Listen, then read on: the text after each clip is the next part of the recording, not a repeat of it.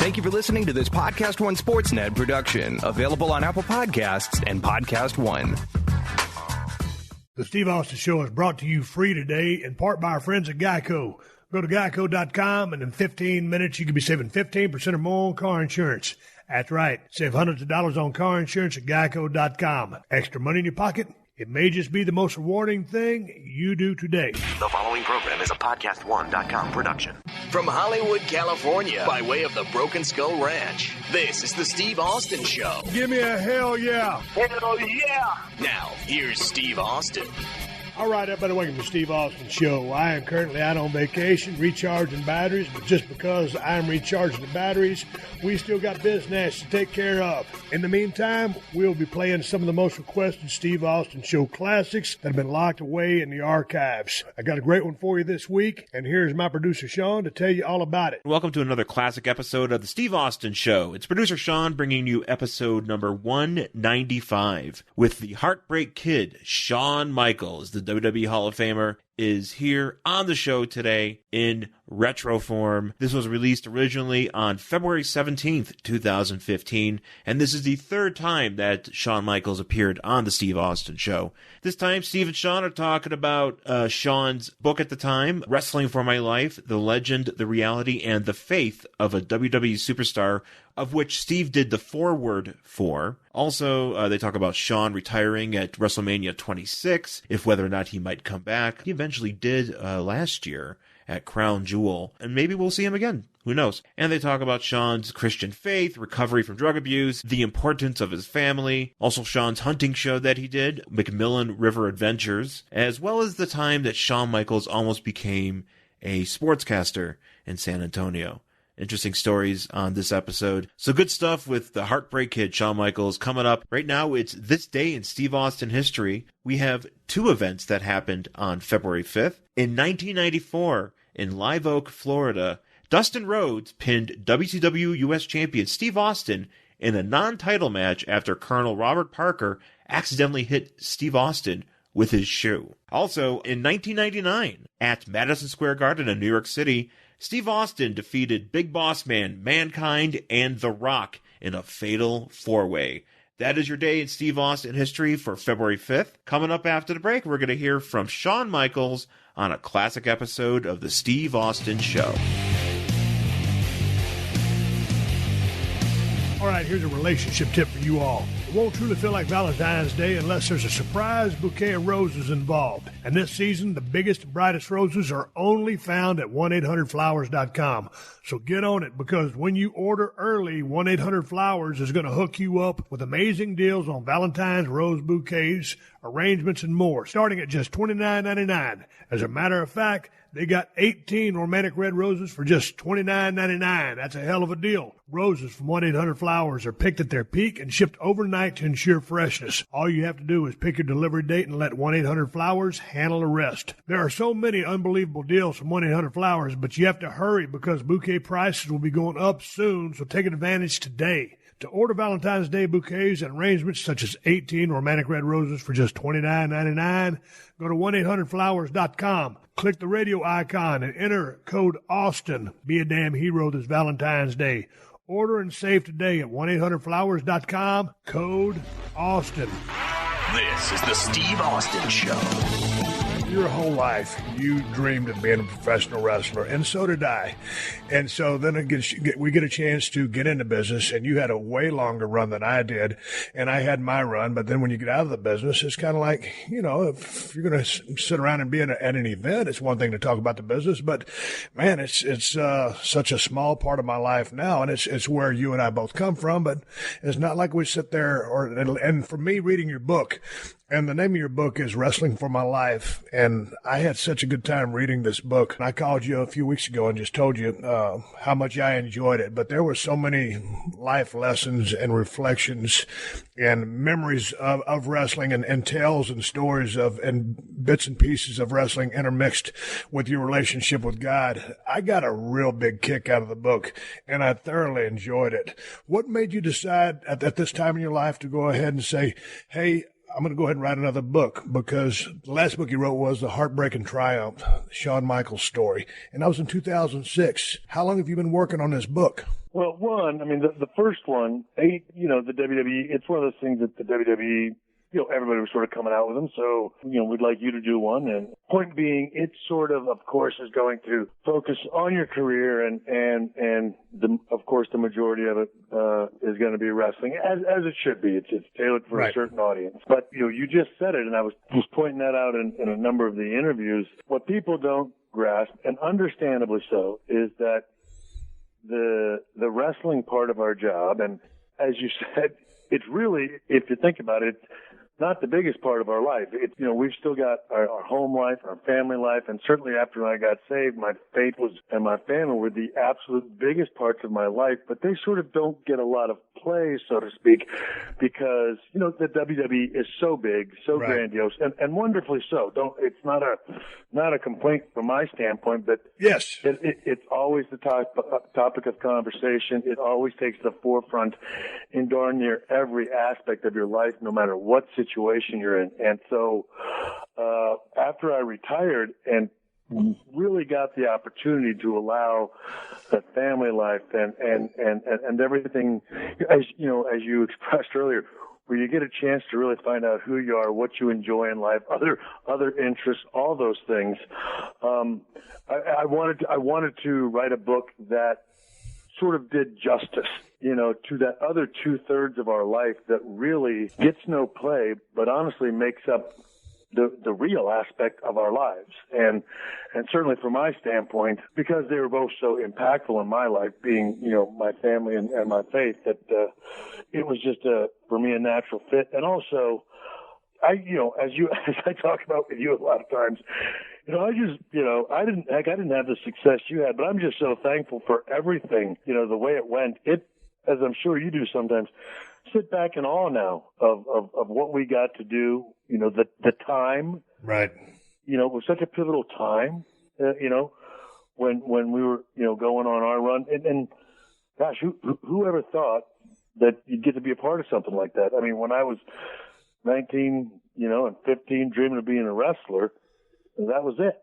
Fast forward all these years later, and to be such a huge part of history and the culture and the change and all that stuff of that business, I don't know. You want to just sit back, take it in, reflect on it, and do it from a positive standpoint. I guess all the other books always seem to be, it's always about shock value and, I don't know, digging up dirt and I don't know, stuff like that. And that's just there's enough my life dirt. just isn't about any of that stuff anymore. Mine either. I don't want to dig up any dirt. I don't want to get to any dirt. I want to have positive conversations or humorous conversations or in-depth conversations. But, the dirty details are some of the skeletons, and then there's no reason to go there. But let me ask you a couple of wrestling questions real quick, because in the book, there's a foreword written by Triple H, and he says in the foreword, 30 seconds in, and this is when you called Triple H, and you wanted to come back and have one more match because you wanted to leave on your terms. And Triple H said, 30 seconds into the match, I knew Shawn was still the best I'd ever stepped in a ring with. Now, many people have called you the best ever in the history of the business, as I've gone on record saying this. For you, being that guy, or you just being you, who would be the best guy that you ever stepped in a ring with? And I'm looking at from performance. When I say you, just your execution, your timing, your athletic ability, your psychology, your storytelling. And that's why I say you. But since so many of the guys consider you to be that guy, who would be the best for you? I don't know how this is going to come across, but I don't know. There are so many guys that I went in there with, and it just felt fantastic and went fantastic. So, and I don't know, for me, what came first, the chicken or the egg? Right. Is it? Yes, I'm the common denominator in a lot of those respects. I'd like to think it's because that's what I enjoyed most about the job, was adapting to someone else's whatever. Right. Because whatever their strengths were. Yeah. Oh yeah. I mean, Taker, Jericho, Angle, again, and the list. And again, the list goes on and on and on with me. Again, I know that sounds cliche, but it's true. And there were just so many times that you weren't in there for very long, and you just said, "Oh, this feels fantastic. This is going to be a breeze." And to me, it was more noticeable when that wasn't the situation, and that's when you had to really sit back and go, "All right, we're going to have to really give this some thought, and some work was going to have to be put into it." Right. None of the other stuff ever felt like work. What was the most fun or the most challenging thing for you to do then in trying to work with someone, and we won't name any names, but that maybe wasn't the greatest technical worker or really wasn't that great of a worker to begin with, but was over, and you trying to work around their weaknesses? How long did it take you to come up with, just kind of like a game plan? Rightly or wrongly, I always felt that if I was in a situation like that, the very least you could do, and I probably sort of got that from, watching Flair and Hennig, that if you were at a loss, if you just flew, you take a lot of bumps, brother. Right. I mean, go ahead and take a butt whipping, get tossed around, trying to dazzle them more from that aspect, and that would at least camouflage or take the focus off, what might not be your technically sound, or, as they say, the catch can style and stuff like that. The technical aspect or the psychology. If you were flying around and taking a pretty serious butt whooping and taking some decent bumps, that was sort of the high sign for, I'm not really sure what to do. So this is incorporate motion. Yeah, exactly. I want to talk to you about WrestleMania 14, and we talked about this last time. We talked, was this probably over a year and a half ago on the podcast, and I didn't go back and re-listen to that show. But, from a standpoint of pain, 1 to 10, what were you that night going into the ring? Can you remember back that far? Vaguely. I think at the time, and this is, again, I guess I'm not good at it again. At the time, I would have put myself in the 8 range. So many years removed, I don't know. I say, well, gosh, I don't think, I think I've gone in there now. Like for me, the time that tore cartilage in my knee, I can't remember. I think that's probably the most pain ever. When I did it on Monday Night Raw, it was a triple threat match with Edge and Benoit, I think, and the next night was going to be that first time they were doing that Taboo Tuesday with computer stuff and all of that, and we had the Monday Night Raw, and I tore the cartilage in my knee. I can't recall, and maybe because it's more recent, but I can't recall anything being that painful. Right. That is just the worst. I've torn my ACL in a match, and it didn't hurt nearly as much. Right. The meniscus is not quite as a severe surgery as an ACL, but man, I'm telling you, I tore that thing, and so to me, that was a 10 out of 10, and I can't consciously recall my back being quite that bad. But at the same time, one I was doing with absolutely no aid, and right. Obviously in our match at 14, I was whatever. I was 3 bikes in and probably, 2 somas for heaven's sakes, for all I can recall. So, and that would probably be an undersell. Right, right. I got you. On the bike standpoint, on the soma standpoint, probably just a 2, but on the bikes, heck, 3 to 5 for heaven's sakes, to be perfectly honest. WrestleMania 19, I wrestled The Rock in Seattle, and I knew that was going to be my last match. And I was going to ride off into the sunset. It's not something we talked about because it was going to be best for business, no pun intended. And I would go down the road that I would go down, and WWE would keep rolling along. So you knew WrestleMania 14 was going to be theoretically your last match? Yeah. Oh, yeah. Now, so then what frame of mind were you in prior to the match, other than the pain aspect, other than you were frazzled from running hard and having the run that you had, but from reading the book, you didn't get a chance to leave the game on your terms. So what were your feelings pre-match? Well, obviously anger, Steve. I mean, like you remember. I mean, I was, and so much of it gets sort of thrown in there together. Because yes, the attitude was bad, and the situation, the injury. I mean, everything for me at that time, in a word, sucked. But you and I had, worked with each other previously. And certainly, even at its worst, the experience was never that bad as it was for you that day. And that, and obviously, a lot of that has to do, with me and my attitude. But I mean, none of it was positive. And certainly that didn't help. But I don't even think, again, then because I'm trying to think of, even one, in my mind at that time, one positive thing I could have grasped out of that day. And so you can't really, I can look back on it now and say, I think, so much of it had to do with not getting to go out on my terms. But at the time, when you're in the throes of that, you can't express that. Right. You know what I mean? Does that make any sense? In the heat of the moment and everything else, all you know that you're angry at is the here and now. And so that's one of the things that doing this book, and being years removed from it, you can at least see a little more clarity than you can at the time. And again, as everybody knows, I was very, very emotional, and the feelings on the, emotions on the sleeve and all that kind of stuff. So it's not until you do that and you have time to look back and you say, well, essentially, a lot of it has to do with not going out on your own terms. But was it also because of, earlier in your book, you state that wrestling defined you? It was, who and what you were, and that now that identity that was you back then was going to be gone? Right. Well, what am I? Who am I? What, if I'm not a wrestler, I've never done anything else. That was definitely in my mind, the future.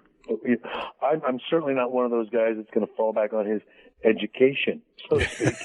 Well, you know what I mean? And so I guess, those things, and I was, at the same time, I was also raised by, when I got into 19 years old, my dad was direct with me. All right, son, I'm going to support you every step of the way, but you need to understand this kind of job, you got to provide your own health insurance, you got to provide your own life insurance, you got to provide your own retirement, all that stuff, okay? None of this falls on anybody else but you. And so when it comes to, in your mind, that being over, what does the future hold? And what am I without this stuff? And as you know, that was also before, and certainly before I even had the ability to even, again, because if you didn't wrestle in the job, it's not like we were doing a bunch of number of on-air characters at that time. Like, well, if you can't wrestle, you could still have a career doing this or a career doing that. I mean, we hadn't, or I hadn't at least mentally stepped into that frame of mind where I could even see that stuff as a possibility, to where you could extend your life in that job through, different roles. You know what I mean? I was so clearly a performer that it was very tough for me to see my life not performing. And so for me, it was a huge question mark. And what in the heck does the future hold? And if it's over at 33, man, that ain't good. God dang, 33 is, man, that's a baby these days. Well, that's what I mean. Look back on it. And that's what I get. I hope, I always, because I never want to make it sound like I'm making excuses. No. It is what it is. No excuses. You feel like at 33, man, you feel like you've got the whole world ahead of you. Yeah. And from my standpoint, I had peaked and then was, on the other side of that. So how sad is that?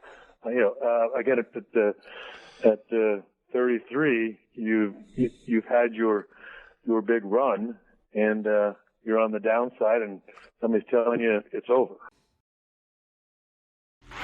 This is the Steve Austin Show. Once you got out and you got back home and you unwound, how did you deal with the sudden retirement? Well, again, I don't. Is it the self-medication? Yeah. I was going to say. I think I dealt with it similar to the way you did, because I can remember I did my school, and obviously that's when I got married, and we were starting a family. So I could begin to see a little bit of a life outside, and for me, that's when I got into hunting and the outdoors. So there started to at least be this shift of seeing a life outside of wrestling, and that it was possible. I still wasn't at the place where I was doing it correctly. And also a small little opportunity. I met one of the GM for one of the news stations in San Antonio, and the guy offered me a job and had a long-range plans of me eventually being the sportscaster for one of the news stations in San Antonio. So in some respects, getting to see this opportunity of a life away. But as you know, it's not in that field where, certainly at that time, you feel all your passion, all your desire, everything is still there. It's one thing, again, for me, many years later, to go into the match with Undertaker, knowing and being at peace with the idea that I'm ready to step away and all of that, as opposed to being forced and then having to be forced into sort of liking another job. Right. So I was much like you. It was sort of drowning yourself in your sorrows, and again, escaping from the reality. At the end of the day, that's what it becomes, man. Right. You're just escaping from having to face what is the inevitable. But now you don't have to do that. And for a long time, the business of professional wrestling was your identity. And I was sitting there thumbing through the book to try to come up with the words, and you can help me out here. But, for a long time, many have considered you to be the best of all time. And certainly maybe someone will come by and erase that, or you'll be 3 or 4 on the list rather than number 1. But now in your relationship with God will always view you as you are, as Shawn Michaels. He won't judge you. I'm paraphrasing that, but can you clear that up for me? Because it's like that. I think that's why my salvation and coming to the Lord was so what people have termed as radical, and that it's become the large aspect of my life that it is because that affirmation from Him finally put me at peace with everything. And the competition of everything was over, and also the realization, the reality of where wrestling and my job, or and again, any job, where that measures up on the priority list of the creator of the universe. It's pretty low on the list.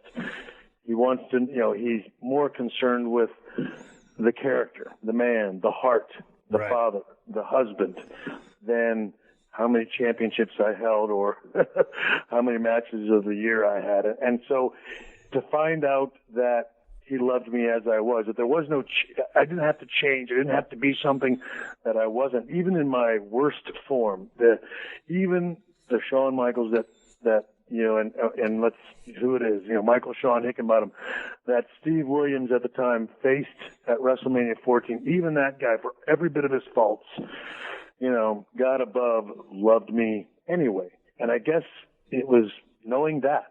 It was the first time, again, other than my wife, and obviously the innocence of a child at the time. They're the only ones that love you like that, and strangely enough, they're the ones that I've committed my life to since the moment I learned that. And and as you know, I've tried to be that kind of friend to people since then. And and that's the thing. You and I have. Hey, there's been, we don't talk that much, but there have been times, as you know, that I've called you coming back from something just out of the blue and said, hey, can I get your advice on something? Can you help me out with something? This is an area that I think you know better than me, and I want to make sure I'm handling it right. And, and you're a guy I trust that can put me in the right, in the right direction. And so, it's just about, I don't know, I guess it's a humility. It's a humility right. That I didn't have before, and not being afraid to ask for help. Not being afraid to ask for help. That's interesting. As long as I knew you, I always considered you kind of a city slicker. I was kind of into hunting a little bit before you, and I didn't know at the time that you were, military. So, grown up kind of all over the place in Arizona, then down to San Antonio. But then all of a sudden, man, I just heard word on the street, you got into hunting. And I guess your foray into hunting was due to the fact that you were reading a book by a Christian author who was a hunter. Is that what got you into the lifestyle of hunting? Well, it was a combination of things, and again, all of them sort of happening at the same time. Again, there's all these changes are going about with me at the same time. I had this brother-in-law who had been asking me for years to go hunting, and as you know, in WWE, you don't have the time. No. And finally getting that opportunity, but at the same time reading this book. But it was more of an outdoor survival book. Gotcha. And the guy was a Christian author, and so it was the combination of the two. Some of the things the guy was saying on the pages about being out there and the appreciation, and then physically being out there and being in a blind and taking the time. Again, as you know, I'll bet even roll stone cold, some of his most peaceful, joyful, and dare I say spiritual moments are in a deer blind, man, waking up in the morning and seeing the sunrise and all that kind of stuff. It is. Yeah, and it just and again, having that time to decompress and being away from the busyness and taking that stuff in, and again, allowing yourself to just be able to appreciate that. So it was all, again, I sound pretty deep and and a little heavy, but it was a real life-changing experience, and I guess the lesson of all of it, and I guess symbolic of all of it, is, the peace and the serenity, that being so, I guess, counter to what I had been doing for much of my life. So it's totally counter to what you were doing in your life. Because, man, I read this book, and I like I called you, I just felt like your heart and soul were on each page as I flipped and read through this book. And I really thought, it was, you put it all on the line, and I guess, you wanted to show or share your faith with everybody else, but in doing so, letting down this macho guard that everybody perceives as attached to the guy known as the Heartbreak Kid, Shawn Michaels. And I don't know, it really resonated with me, and I really appreciated it. But tell me about that first time that you were in that deer stand, because you had an experience which kind of, continued to shape your life and your path with God. Well, again, it was just taking that time to sit in there, watch the sunrise, listening and seeing the animals, the wildlife begin to wake up in the morning. It was a fascinating experience, and I have to say, again, the biggest reason, and it's silly to say, the biggest reason for wanting to do the book, because you did call me a couple of weeks ago, and it's one of the absolute. You said a lot of nice stuff to me in the years since WrestleMania 14, but that was about the nicest, and the reason I wrote it is because every now and then there's got to, you know how we are as men, and sometimes we're not going to do anything until one dude raises his hand. If one of us does, dude, you're tough, you're one of the toughest dudes I know.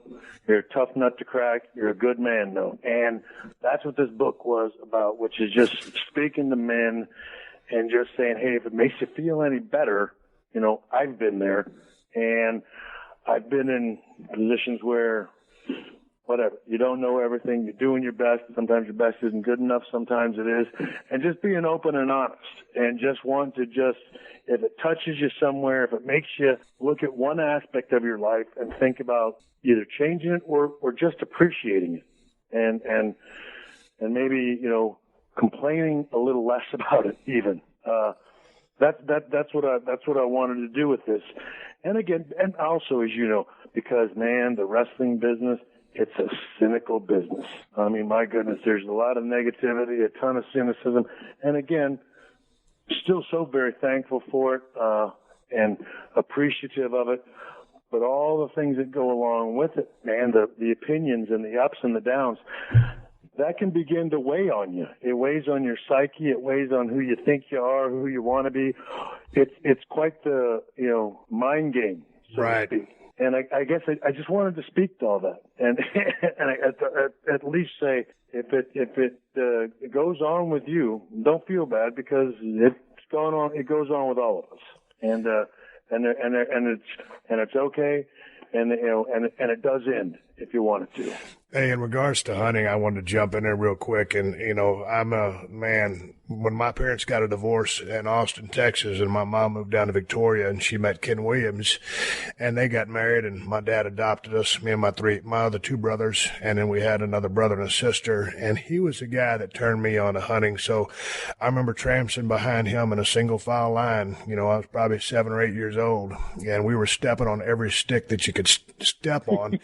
And I just always remember him turning back with that, that look on his face and that finger in front of his mouth saying, shh. But I love hunting, and I know you do too. And for the people out there that really aren't into hunting, I'm not trying to sell you on it, but the point I wanted to make is it's a place for myself and I think Shawn to go and millions of other people just to go out and enjoy Mother Nature.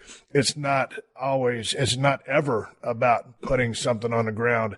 It's one thing to hunt for meat, but it's just an activity that I love. And my wife goes out and sits in a deer stand and doesn't take a gun just because she's not a hunter, but she gets out there and, maybe she'll feed the road with the Bronco or something like that and sit in a deer stand and enjoy the peace and quiet and get a video camera out and film some deer. But there's a number of anti-hunters out there who just don't get it, but it's a big part of me and a big part of who I am. And it's just an activity that I love and enjoy.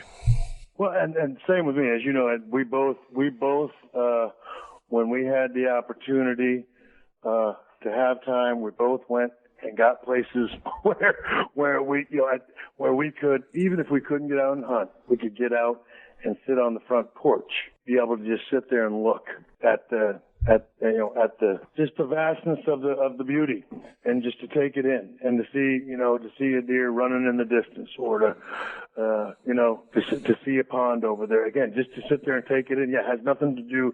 It's just, and again, for me, I think it's because in all of us, it's built in us, Right. in us from day one, to have some type of yearning for the outdoors. Like I said, the day that I sort of gave into that yearning and went ahead and checked it out, it's been a part of my life ever since. And that's the thing. Not trying to push it on anybody either, just like you said, but I tell you what, if you take it in one time, I think you'll find that it's everything we say that it is. You went on a hunting trip, and it was going to be a one-off with Keith Mark, your partner, your friend, your co-host on McMillan River Adventures, and you shared your desire to maybe delve into the hunting industry or do a hunting show, and y'all struck up a conversation and, hey, what if we do this together?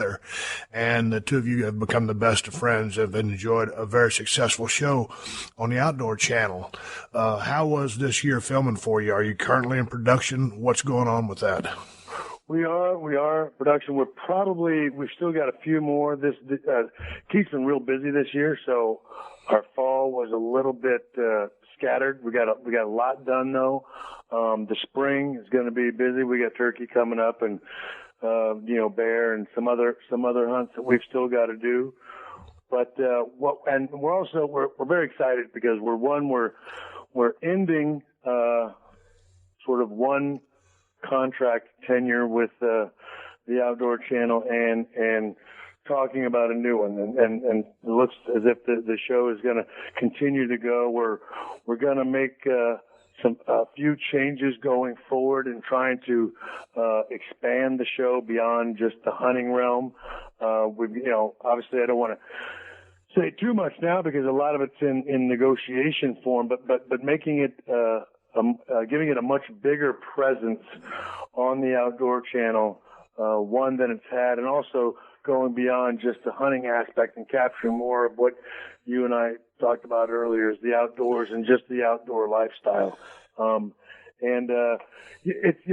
It's one of those things. It's very rare, as you know, Steve. You feel like in the wrestling business, there's only certain people that you can hang out with and that'll understand you. And 9 times out of 10, you're never going to meet those folks out in the general population. Right. Yeah. And I felt very fortunate, and you've been around, Keith, and I know you well enough to know that you're not going to let just anybody into your circle either. And because he's the guy he is, the same guy that you met. He's one of those guys that you go, yeah, he might have made it in our line of work, for sure.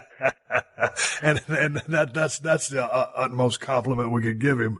Right, exactly. He's not stable.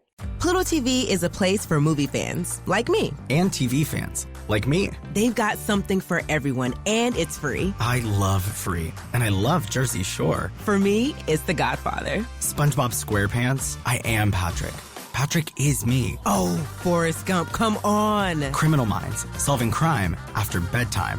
Whatever you love to watch, Pluto TV makes it easy with thousands of free movies and shows. Pluto TV, stream now, pay never. Hey, how was it for you to come out of such a high-profile run in the world of professional wrestling? I still call it pro wrestling. If you want to call it sports entertainment, more power to you. But to come from your line of work, a Hall of Fame guy, with all the talent in the world, and to get into hunting industry and then have to pay dues, was it an ego check? Or is like, sometimes you want to bang your head on the wall, say, but I'm Shawn Michaels, or how was that process for you? Because, you certainly, there's many parallels, but there's many learning lessons there as well. Yeah, well, it was a little of both. And heck, you and I have talked about it along the way. I've told you, I don't mind doing it, but it seems as if it's done more out of we're going to show you as opposed to, no, this is what we do. So it's been challenging. I certainly haven't minded doing it because I don't claim to know everything about hunting, fishing, and the outdoors. I know that I enjoy it, but I've learned over the years. I've gotten better over the years, and that's something we try to bring to the show. So it's been a challenge, but at the same time, to your point, it keeps you humble. You know what I mean? And I don't spend a lot of time, honestly, complaining about stuff or wondering why things are the way they are. It's one thing my faith brings me is I figure I'm in the situations I'm in for a reason, and I'm called to meet those challenges the best I can. And obviously, 9 times out of 10, the challenge is to do well, to be successful in it, to be enjoying myself in it. Anyway, and so I just figured that's what this was, and I also I've enjoyed, as you know, we're still a little competitive, and who knows? It could certainly be if they'd have just rolled over and gave me everything under the sun, I might not have appreciated it as much as I do, and so I figure that stuff happens for a reason. So I'm gonna continue to move along. And again, I guess more important than anything, it's fun. And as you know, when we were wrestling all those years, it hardly seemed like work. I know. It was being paid to do something you enjoy. And this is the same thing. So even at its most difficult, it's not that hard. But was it more time intensive than you anticipated it being? Because some of these trips you guys going out to the Yukon, y'all are literally in the middle of nowhere with no communication, and a total survival mode, and then being away from the family. And a big part of you looking forward or being able to embrace getting out of pro wrestling was spending time with your family. How time intensive is it, and is it more work than you thought it would be? Well, I guess there's sort of two answers to that question. One, I think it is more time intensive than I thought it would be, but compared to what we used to do, it's not even in the ballpark. So, but because I didn't know that much about it, it's all turned out to be far more difficult than I thought. But I think most of that has to do with the unknown. I just simply didn't, I knew that I wanted to do it, but didn't really have a great idea as to how it all went. So, it certainly does keep you busy, but not to the extent anywhere that the pro wrestling gig did. And in the area of going to places like the Yukon, gotta be honest, that's one of the things that I enjoyed about it most, is because it was so very different from, the 4 and 5 star hotels and the limo and the getting catering and things like that. I really enjoy learning that other aspect. And it's something, it's nice to know that you've learned, maybe not everything. I'm no Bear Grylls, but at the same time, I've learned a lot about if things were to not go well, or as we like to say here on the ranch, life goes to hell in a handbasket, we're going to be okay. And we've certainly know what we're doing. We're not going to be completely at a loss, and we're not when power goes down or things go down. As you know, we're out sort of away. So if things do go down here, it's going to be a while before anybody gets to you. We've had situations like that out here, and it's been just fine. We roll right along because we know what we're doing. So from that aspect, it's been very fun. But at the same time, it has been, to the point you made earlier, I figured it might be a little easier because there would be folks maybe helping me to make it a little easier. And that's been the farthest thing from the truth. Hey, man, you used to have, or maybe you still do, quite an interesting wake-up protocol with regards to just trying to get out of bed with the bad back. What is the protocol? Are you pain-free now, or are you still living in pretty much physical pain? Pain-free is such a relative term. So negative on the pain-free, but the protocol is rolling out of bed and going out with the missus. I've got my big mossy oak camo recliner that I've got the heat pack in, and lay down in that, have my coffee, and we have our morning chat and spend time with one another. But heat the back up, do my devotionals, and wake the kids up, and they all get ready and do all their chores while I'm heating the back. And when they go off to school, I go off to the little gym and begin the stretching routine, and then whatever the workout of the day is going to be. Obviously, the hardest times, Steve, is when, as you were alluding to earlier, up in the Yukon, when the conditions are not great. I don't have the heat pack, sleeping on a cot, not always showering, and things of that nature. Yeah, that's when it gets a little harder.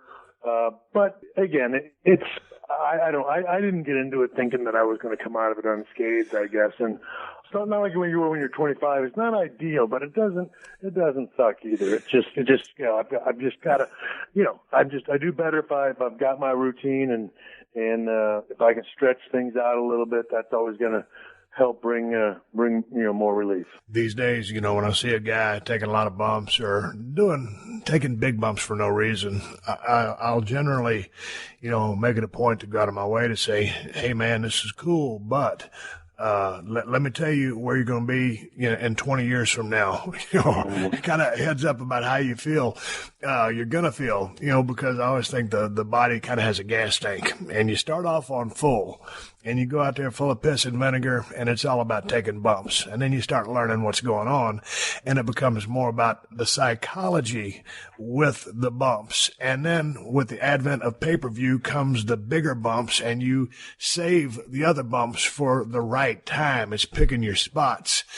If you could go back now, knowing what you do, hindsight being 2020, I think you and I both would have probably managed our careers a little bit differently with respect to the bumps we took in the ring. Yeah. Well, did you have did you have an old timer that came up and gave you that advice when you were younger? No, every now and then someone would tell me if I said something, if I took a dumb, stupid bump on the floor or something like that. But no one that really, said, hey, dude, you really got to stop that. Because it's like, you get in the business and you try to get noticed, and you're getting, there I was in Dallas, Texas, wrestling Chris Adams at a Chevrolet dealership, getting suplexed on the parking lot. Right. And not the smartest thing in the world, but Well, and the reason I asked that is because I tell everybody a story. Randy Savage, when I started my singles career, Randy pulled me aside and he said, again, same thing you just said, dude, pick your spots. You're not going to last forever doing that stuff. The whole kit and caboodle, I didn't say it to him, but in my mind, I'm thinking to myself, old man, I'm Superman. Don't tell me what to do. Yeah. And, Classic. I went out and did it my way. And then, of course, when Taker and I and especially Mark and I, Mark and I are our last two. We're the epitome now of hey, we're going to tell a story. We're going to pick our spots. We're going to, all that kind of stuff. And I, too, go to the young guys and tell them the same thing. But I always try to tell them the other side, which is, I understand if in your mind right now you're looking at me saying, oh, man, don't tell me what to do. I'll last forever. That's okay, too. I did the same thing, but just so you know, it's the evolution. It's the growth. It's the growth of a wrestler, I think, or it was for me. And so to answer your question, yeah, there are times I wish I'd have done that. But as you know, Steve, I don't know if I wasn't the biggest guy. I don't know if I'd have got where I got if I hadn't gone about it the way that I did. I just don't know. And so, and again, I don't know. I'm knocking on the door of 50 this year. I know we both are. And again, the cold days and the damp days, I feel it. But at the same time, it isn't horrific. We'll see when, as the years go by, if you begin the hunch over, or if you begin the not being able to get upstairs and things like that. I don't know what it holds. But right now, I'm still at that point to where, I feel good enough that I can't condemn the way that I worked. I'm thankful that Not to condemn the way that you work, but just looking back and picking spots. And to your point, it is the growth of being a wrestler, is knowing, when it's time to take that bump. You were able to operate at such a high level at 25 and 26 with Undertaker. You did the 2008 match with Flair for his retirement match. You were able to, finish at a very high level. But what was it like for you to, and we'll start to take this thing home because I know you've got a busy day, but what was it like coming back, as a changed man, as a Christian, when you walked back into the doors of WWE? And a lot of people were skeptical, I know, but how was that for you at the early stages, being around the temptations and all the shenanigans and BS that go with that business? Well, from the personal standpoint and the spiritual standpoint, it was good. Because I was just so filled with hope and excitement and everything else. Certainly knew that the skepticism, all that kind of stuff were there. But much like even in the outdoor job, knowing that you're going to have to prove yourself, understanding all that and being okay with that. Again, trying to come back and really, I wasn't denying my past, knew that I did it. Went and reconciled with the folks that I could reconcile with, and being okay having to, earn whatever it is I had to earn. And the temptation stuff, it just wasn't there. I mean, it just was not there. Nowadays, and certainly then, even in 2002, going down to the bar seems like work. Right. Going out and doing anything past about 7:00 p.m. to me seems like way more effort than I'm willing to put in. And so that wasn't something that was hard. The hardest thing, as you know, being away from the job, is coming back and wondering if you've got the ability. Is the ability still there? Is being away and not doing it, that confidence wanes a bit. So that honestly was the thing that I was concerned most about, and especially when the last time they saw you, you're telling everybody how you're the hottest thing on two legs. Yeah. So there's a big downside to calling yourself a showstopper and the greatest of this, that, and the other. When you're off 4 years, you come back and people, and that's one of the things I also knew. I mean, and whether anybody wants to admit it or not, I get held to a different standard. If I came back now, I could come back at 50 and I still would not get the grace or the mercy that a guy like you would get, or a guy like Taker would get. And you have to be aware of that. And again, I'm not saying it's, No, I get you. Crying the blues. You're a total performer, though. That's what you're speaking to. Yeah, exactly. I just wouldn't. And again, I'm not trying to do the whole I'm better than anybody or I get it. I'm just saying, after a while you get held to this standard, and it does. It gets a little like, I'm not sure. Not sure. I worked myself into a shoot. Nobody's fault but my own. Yeah. So that was the biggest, the biggest what if for me coming back. How about timing? I mean, because your timing was also impeccable, but to me, you never had any ring rust on you. Did they come set up a ring in San Antonio or did you have a school that you could go to in San Antonio and just bounce around a little bit? Well, one of the things, at this time, obviously I wasn't still training guys, but, years prior to that, I was, still training guys. They had us come up, I was in Stanford for a week, and we talked about it. I ran the ropes once and did a sunset flip on Hunter, and it just didn't feel right. As you know, we're the last vestige of the old school, and practicing and stuff like that just didn't seem right. And so Hunter and I just looked at each other and said, "Look, it's just going to have to be there." And and of course, me, I'm so filled with this. I'm still riding high on my salvation. I'm like, I'm just going to have the faith that it's going to be there, that He's going to lift me up to make me the performer that I was. And honestly, again, I know I try not to go too down the road about it, but as you know, I started the book like that. I mean, I every WrestleMania, man, I came back and I just thought to myself, Lord, you're amazing. I mean, he delivered me every time. It's not from a cocky aspect, but I'm so proud of the finish of my career and those WrestleManias and one after another. And again, I didn't do that alone. He allowed me to perform that way, just because, just out of mercy and grace. And that's why I am the way that I am about coming back or keeping it the way that it is, because I feel honored to have been able to do it the way that I did it. And I don't want to mess with that. I want to keep it as is, and certainly let everyone know that I appreciated doing it as much as, I hope that they did. And again, as much as the Lord allowed me to do, man, I don't want to take advantage of that. I want to honor it the right way. In the beginning of the book, it's post WrestleMania. Was it 25 or 26? You're in your hotel room. You just showered. You're kind of collecting yourself before you go join your family. Was that the 25 or 26 match? 25. Okay, yeah. So you're yet to have that other match. But so you had the other match, 25, 26, two classics with Undertaker. Now, with that being done, and again, in the beginning of the book, in a business where never really means never, are you cool with not having a match? Or is there a chance that ultimately, if, like you say in the book, if there's a storyline you can tell or sell, that you'd be game for that? Or are you good with what you've done and you are done? I am good with what I've done. Yeah, and it's funny, just as of late, they've come up with phenomenal storylines. And I'd be crazy to turn them down. And it'd be about one more. And I'd be crazy to turn them down. Right. But I am. One, because I've said I am, and you have to understand, I sat on the bed at the end of every WrestleMania, like I described in that first book. Yeah.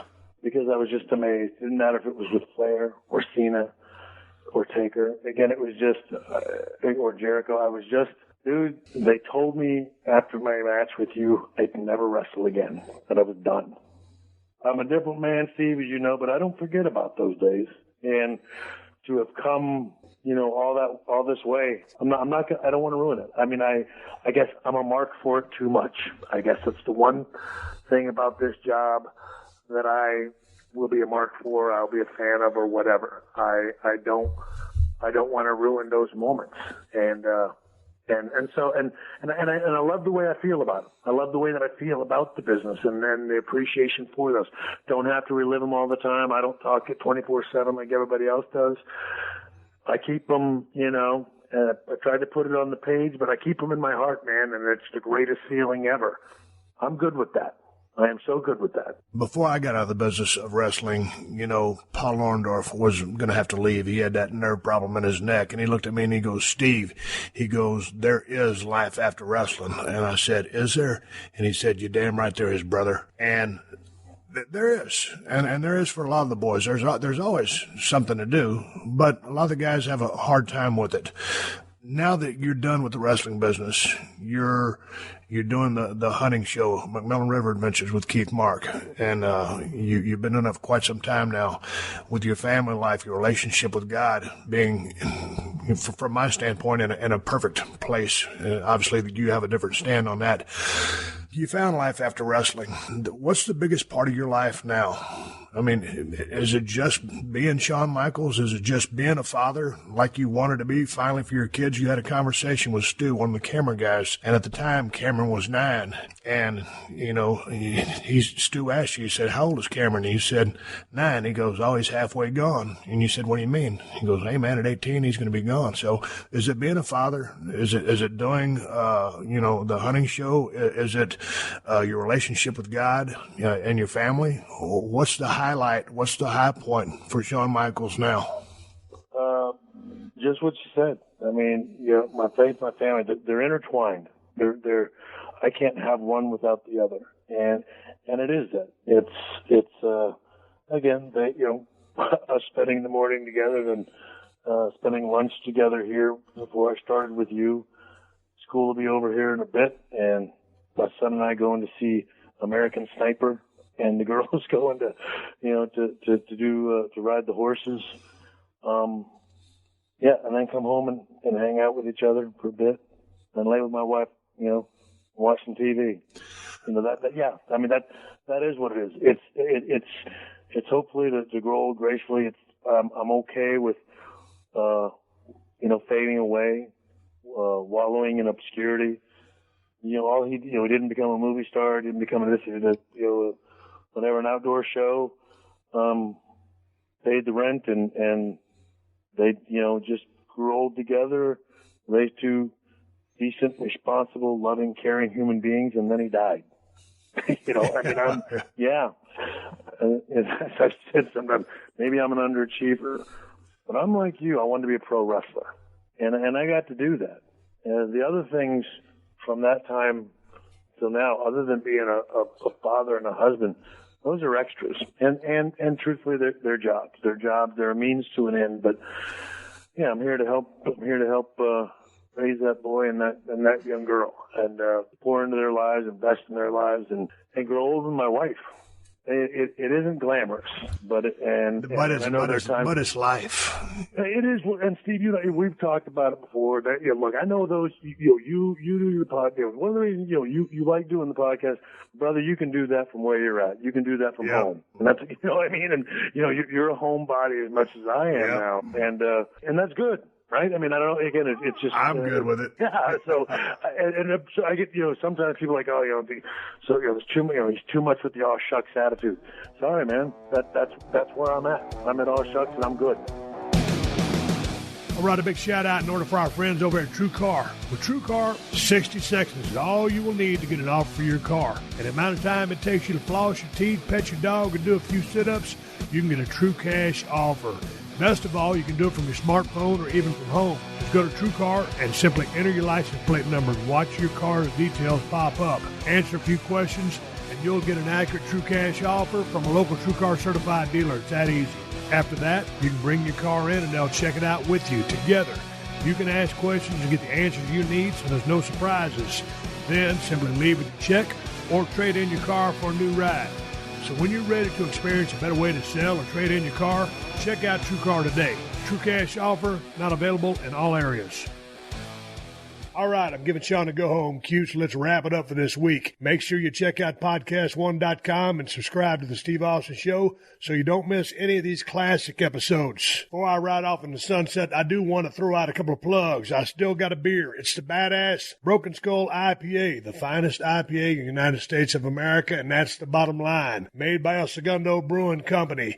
You can find Broken Skull IPA at Whole Foods and Total Wines if you live in Cali. If you ain't in Cali, you're probably SOL. And if you're looking to get a badass pocket knife, I got 2 for you. Cold steel broken skull knife, cold steel working man knife. Get them at my Amazon store. Amazon.com/shop/Steve Austin, or go to the Cold Steel Knives website and check out all their badass knives. Also, one more big shout out to all my sponsors to make this show possible. That's how I'm able to bring this show to you free twice a week. Please support them because they support us. For more info, check out the podcast description to this episode for details. Folks, I am on social media, Twitter and Instagram, at Steve Austin BSR. Folks, I'll be back soon, but until then, my name is Steve Austin, and I will catch your ass down the road.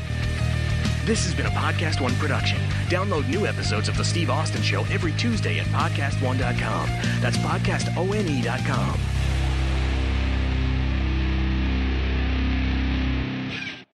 This guy was as cold and calculated as they come. Maybe we weren't going to get it solved.